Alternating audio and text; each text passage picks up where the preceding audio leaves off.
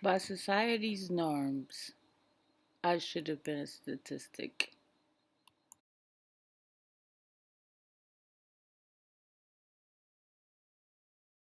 Welcome to my story. I grew up in the South Bronx, born and raised. I came from a large family of seven. I'm the oldest of seven girls. My mom raised me along with my stepfather and my six siblings. It was a very crowded house, to say the least. Growing up in this area was a lot of made a lot of challenges for me. Some of those challenges included dropping out of high school due to making just bad decisions, hanging out with the wrong crowds, winded up getting pregnant at a young age, having a baby at the age of 19, uh, which was a traumatic event in my life. Um, mm, my father wound up passing away when I was at the age of 20, which was pretty dramatic for me. And then I went and got my GED after I had my daughter. I wound up moving to Pennsylvania, which is where I continue to strive for more success. I went on and started working in the healthcare field, received my certification as a nursing assistant, and continued to work in the healthcare field for the next 15 years, which is what I've continued to do up until this point.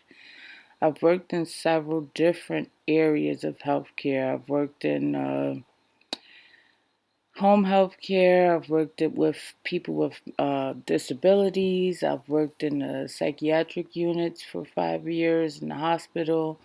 I've worked with people with their brain injuries. I've worked in several different areas of healthcare. Um, in 2009, I decided to go back to school and get my associates. I was undecided as to what exactly I wanted to do with the associates. So I wind up changing my major several times, and I basically just decided to go with the liberal arts, which I did accomplish in 2015.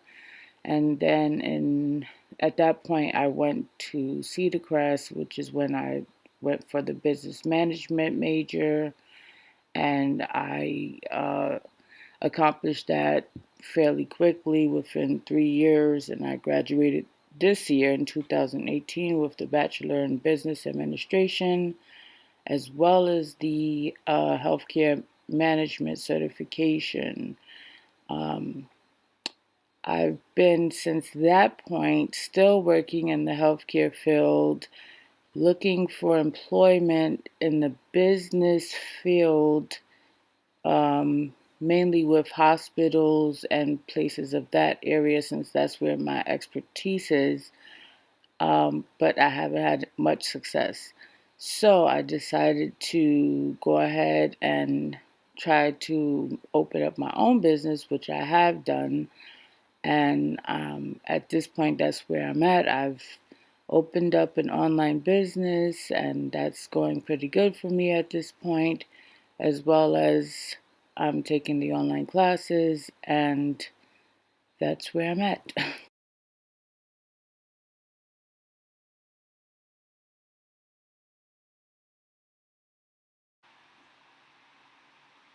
In conclusion, I'd like to say people should never give up on their dreams, never let any adversities hold you back from being successful in your life.